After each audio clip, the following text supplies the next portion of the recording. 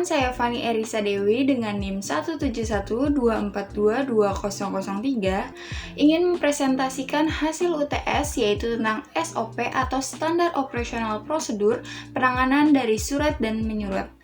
Kepada yang terhormat Bapak Suherdi SPD SHMM selaku dosen pengampu mata kuliah prosedur dan metode kerja.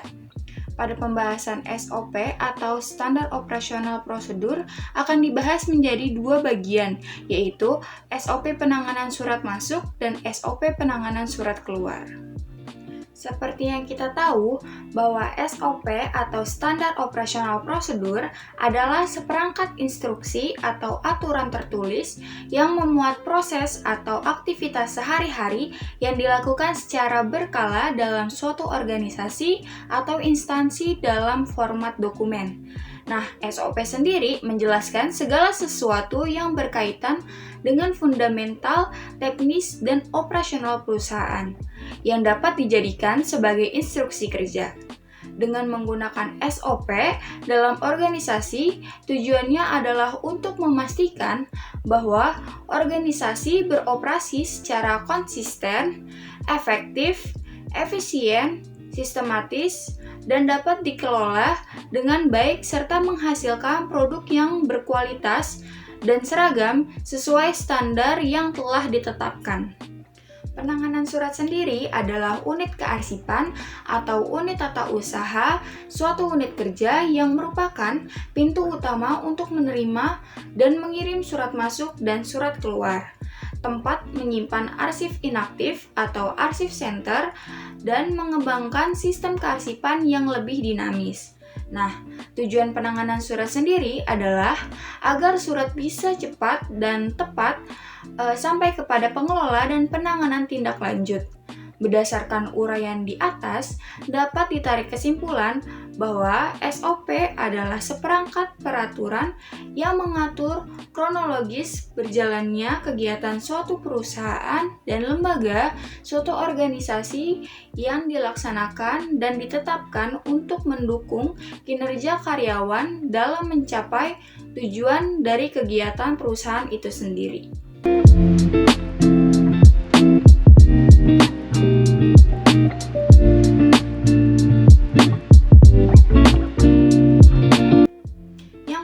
Yaitu SOP penanganan surat masuk. Pertama, staf menerima dan meneliti surat untuk diperiksa atau diteliti kembali.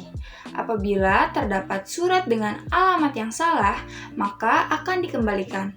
Setelahnya, staf akan mencatat surat masuk ke dalam buku agenda, surat masuk, dan memilah surat kembali menurut sifatnya, rahasia, dan penting atau biasanya dari surat itu sendiri. Nah, apabila staf telah mencatat ke dalam buku agenda, staf harus mencatat kembali ke dalam lembar disposisi atau tanggapan atau instruksi pada surat tersebut untuk selanjutnya disampaikan kepada Kepala Subbagian Umum dan Keuangan. Nah, berkas dan kelengkapan yang dibutuhkan yaitu buku agenda surat masuk, kartu kendali, lembar disposisi, lembar pengantar, dan lembar surat rahasia yang menggunakan stempel rahasia. Yang kedua, setelah mendapatkan buku agenda surat masuk dan surat masuk lembar disposisi dari staf, Kepala Subbagian Umum dan Keuangan wajib mengoreksi surat tersebut yang mana nantinya akan diteruskan kembali kepada sekretaris. Nah, berkas dan kelengkapan yang dibutuhkan yaitu buku agenda surat masuk dan surat masuk lembar disposisi. Ketiga, jika sekretaris sudah menerima berkas surat masuk dari Kepala Subbagian Umum dan Keuangan, sekretaris harus mensortir surat yang akan diserahkan kepada ketua. Berkas dan kelengkapan yang dibutuhkan yaitu berkas surat masuk. Yang keempat, apabila ketua sudah mendapatkan berkas masuk dari sekretaris, ketua wajib mendisposisikan atau memberikan tanggapan atau instruksi untuk segera ditindaklanjuti dan mengembalikan berkas masuk kepada sekretaris. Nah, berkas dan kelengkapan yang dibutuhkan yaitu terdisposisinya ke ketua dan lembar disposisi. Kelima, sekretaris menerima berkas surat masuk yang telah terdisposisi oleh ketua. Setelahnya, sekretaris mengembalikan kepada kepala subbagian umum dan keuangan. Berkas atau kelengkapan yang diperlukan yaitu lembar yang telah terdisposisi ke sekretaris.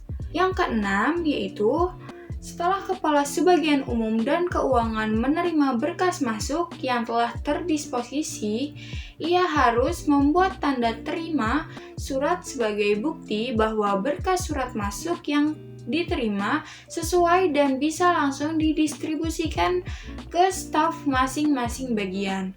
Dan berkas atau kelengkapan yang dibutuhkan yaitu berkas surat masuk terdisposisi dan tanda terima surat masuk. Yang ketujuh, terakhir, staf menyimpan atau mengarsipkan berkas surat masuk yang telah selesai pemrosesannya sesuai dengan tata cara yang telah ditetapkan oleh perusahaan. Berkas atau kelengkapan yang dibutuhkan yaitu berkas surat masuk dan tanda terima surat.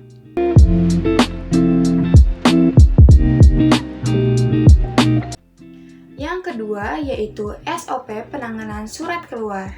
Pertama, staf menerima dan meneliti surat untuk diperiksa atau diteliti kembali. Apabila terdapat surat dengan alamat yang salah, maka akan dikembalikan. Setelahnya, staf akan mencatat surat keluar ke dalam aplikasi surat yang telah disediakan perusahaan. Dan juga staf wajib mencatat ke dalam buku agenda surat keluar serta memilih surat. Apabila staf telah mencatat ke dalam buku agenda, staf harus mencatat kembali ke dalam lembar disposisi atau tanggapan atau instruksi pada surat tersebut untuk selanjutnya disampaikan kepada Kepala Subbagian Umum dan Keuangan.